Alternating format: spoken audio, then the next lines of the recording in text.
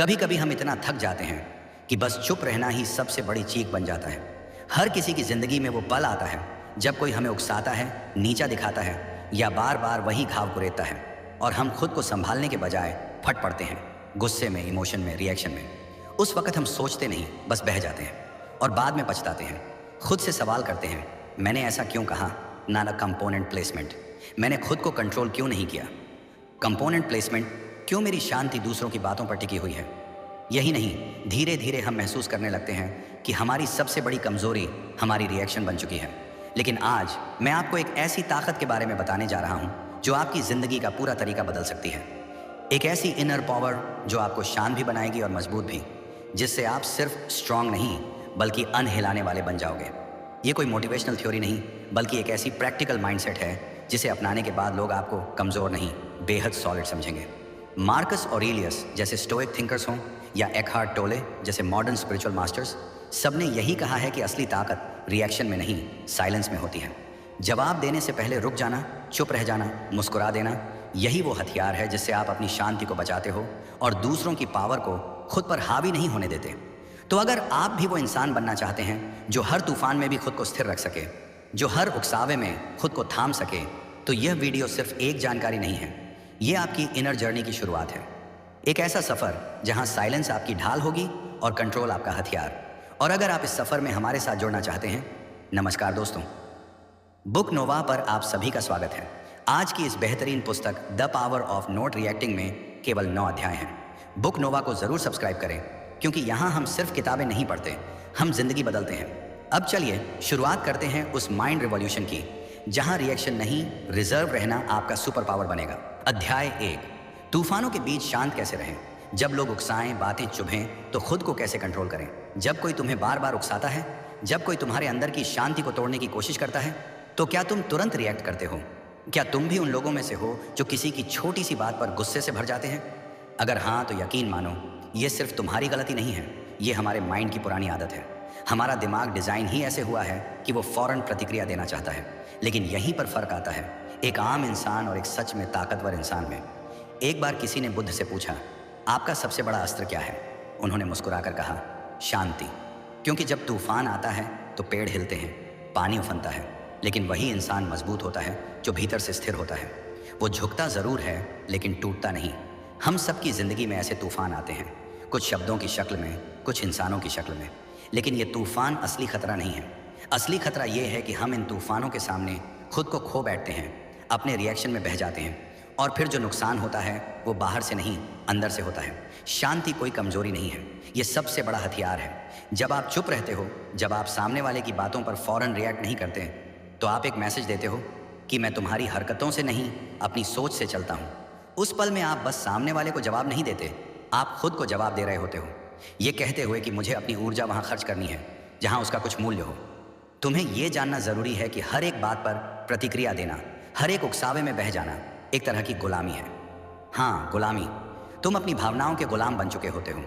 लेकिन जब तुम रुकते हो, सोचते हो और तब भी शांत रहना चुनते हो, तो वही पल तुम्हारी आज़ादी की शुरुआत बन जाता है। तुम सोचो, क्या हर लड़ाई में कूद जाना जरूरी है? क्या हर पत्थर जो फेंका जाए उसे उठाकर वापस मारना ही समझदारी है? या फिर वो इंसान ज्यादा बुद्धिमान है जो जानता है कि कब लड़ना है और कब सिर्फ मुस्कुराकर आगे बढ़ जाना है? क्योंकि ध्यान रखना, लोग तुम्हें उकसाकर तुम्हारा ध्यान तुम्हारे लक्ष्य से भटकाना चाहते हैं। तुम्हारी पावर तब है जब तुम उस उकसावे को पहचानते हो और उसके पार निकल जाते हो। कभी कभी सबसे बड़ा जवाब होता है कुछ भी ना कहना। कभी कभी सबसे बड़ा रिएक्शन होता है बिल्कुल भी रिएक्ट ना करना। क्योंकि जब तुम शांत होते हो तब तुम सोचते हो, और जब तुम सोचते हो तब तुम चुनते हो एक ऐसी प्रतिक्रिया जो तुम्हें मजबूत बनाती है, न कि कमजोर। इसलिए अगली बार जब कोई तुम्हें चुभती हुई बात कहे तो उस पर रिएक्ट मत करना। रुको, गहरी सांस लो और खुद से कहो, मैं उस तूफान को जवाब नहीं दूंगा जो मेरी शांति को छीनना चाहता है। बस यही सोच, यही माइंडसेट तुम्हें दूसरों से अलग बनाएगा। एक ऐसा इंसान जो अंदर से शांत है, बाहर से अडिग है और अपनी ताकत खुद तय करता है, दूसरों के शोर से नहीं। अध्याय 2, हर सवाल का जवाब देना जरूरी नहीं होता। क्यों चुप रहना कभी कभी सबसे बड़ा जवाब होता है। हमारी सबसे बड़ी गलती ये होती है कि हम समझते हैं हर सवाल का जवाब देना जरूरी है। कोई हमें ताना मारे तो हम पलटकर जवाब दें, कोई हमें नीचा दिखाए तो हम साबित करें कि हम कम नहीं हैं। लेकिन क्या हर बात का जवाब देना ही समझदारी है? क्या हर बहस में पढ़ना जरूरी है? जरा सोचो, जो लोग तुम्हें उकसाते हैं, क्या वो सच में तुम्हारे जवाब के लायक हैं? क्या उनकी बातों से तुम्हारी वैल्यू तय होती है? असल में जिंदगी में कई बार सबसे बड़ा जवाब होता है चुप रह जाना। वो चुप्पी जिसमें अहंकार नहीं बल्कि समझदारी होती है। वो खामोशी जिसमें डर नहीं बल्कि आत्मविश्वास होता है। हर बहस जीतना जरूरी नहीं, कभी कभी उस बहस से बचना ही तुम्हारी सबसे बड़ी जीत होती है। जब तुम हर बार सफाई देने लगते हो तो लोग तुम्हें डिफेंसिव समझते हैं, लेकिन जब तुम मुस्कुराकर चुप रहते हो तो लोग सोच में पड़ जाते हैं।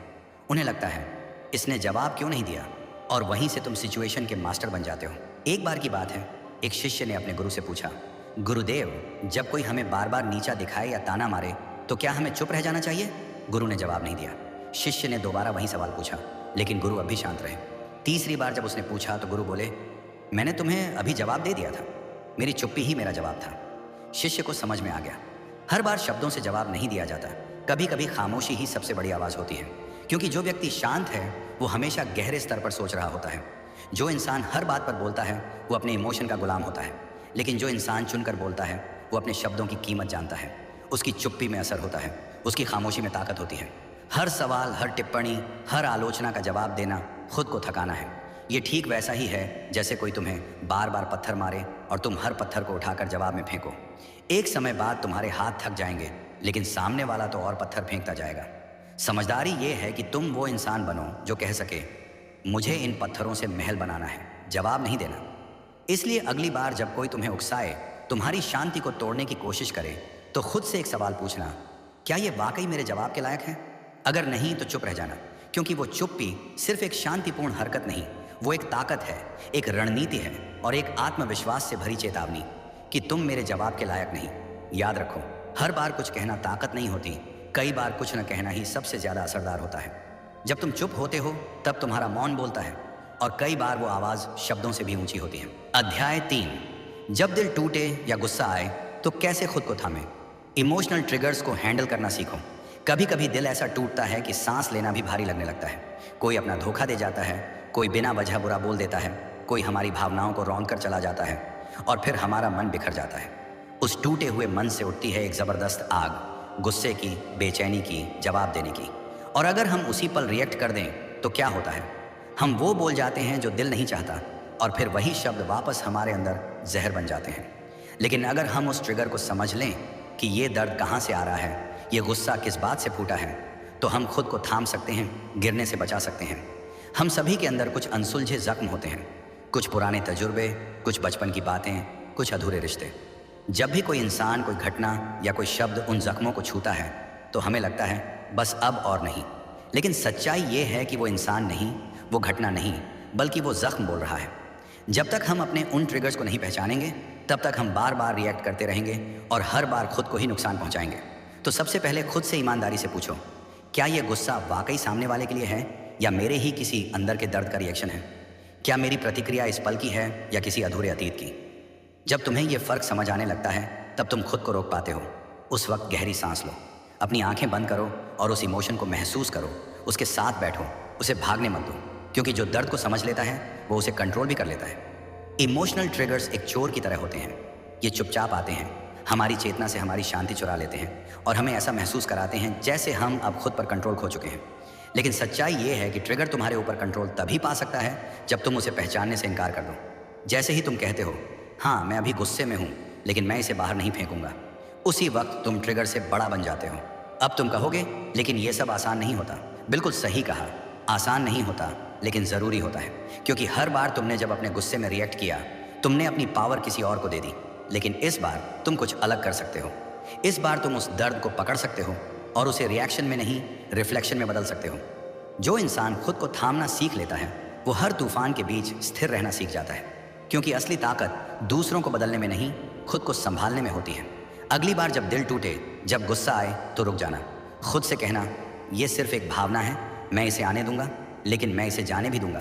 यही सोच, यही अभ्यास तुम्हें भीतर से मजबूत बनाएगा और तब तुम किसी के कहने या करने से नहीं हिलोगे, क्योंकि तुमने अपनी भावनाओं का मालिक बनना सीख लिया होगा। अध्याय 4, पहले रुको, फिर सोचो, फिर जवाब दो। रिएक्शन से बाहर निकलकर रिस्पॉन्स की ताकत को समझो। हमारा दिमाग तेज है, बहुत तेज। कोई कुछ कहे, कोई बुरा बर्ताव करे तो हम झट से रिएक्ट करते हैं। 1 सेकंड भी नहीं लगता हमें जवाब देने में गुस्सा करने में, कुछ ऐसा बोल जाने में जो बाद में पछतावा बन जाए। लेकिन ज़रा सोचो, क्या उस पल में रुकना, एक पल ठहरना, खुद से सवाल करना, क्या इसका जवाब देना ज़रूरी है? क्या यही रियल माइंडफुलनेस नहीं है? रिएक्शन इमोशन से आता है, लेकिन रिस्पॉन्स समझदारी से। फ़र्क छोटा है पर असर बहुत गहरा। हर इंसान कभी ना कभी ऐसी स्थिति में फंसता है जहां उसका दिमाग कहता है अभी कुछ बोलो, जवाब दो, चुप मत रहो। लेकिन क्या उस जवाब से सच में कुछ बदलता है? नहीं, उल्टा चीज़ें और बिगड़ जाती हैं। रिश्ते टूटते हैं, बात का बतंगड़ बनता है और हम खुद को गलत साबित कर बैठते हैं।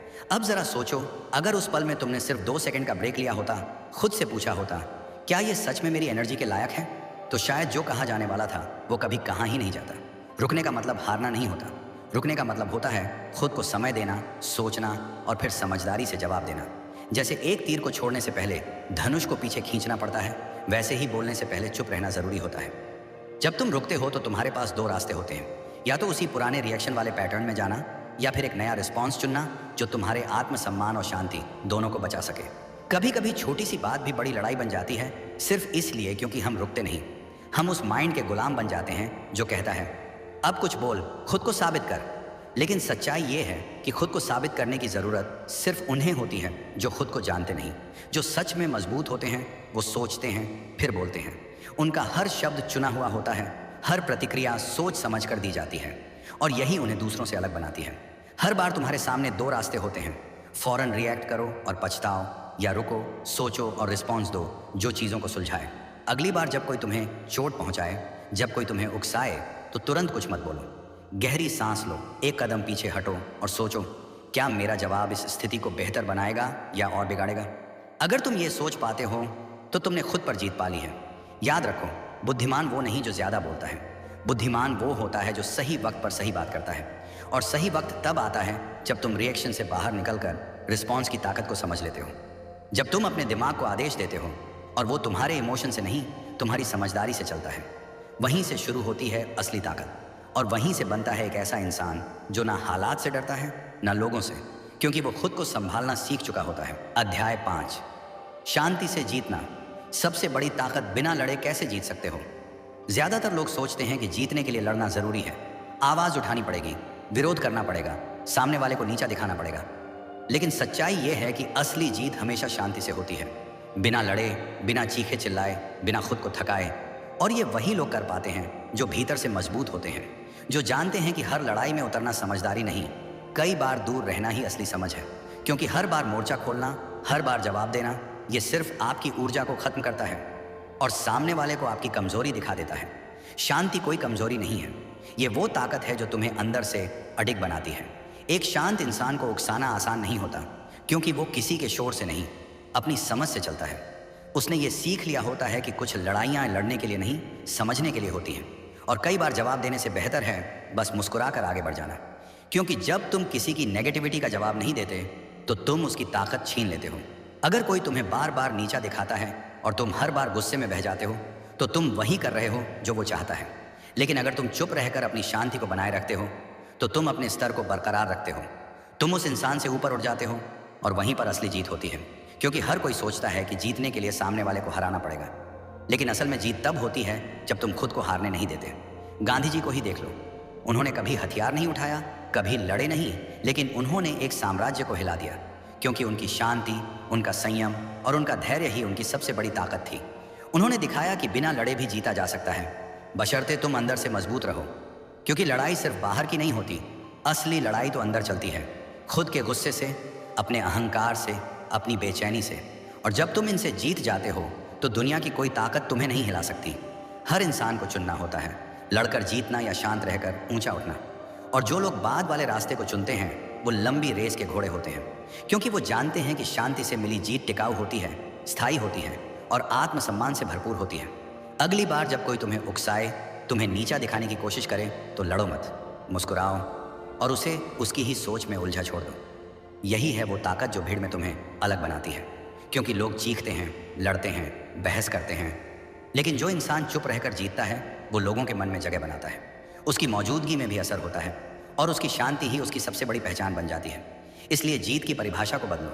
अब से लड़ो मत, बल्कि खुद को इतना शांत बना दो कि सामने वाला हार मानने पर मजबूर हो जाए, बिना तुम्हारे एक शब्द कहे।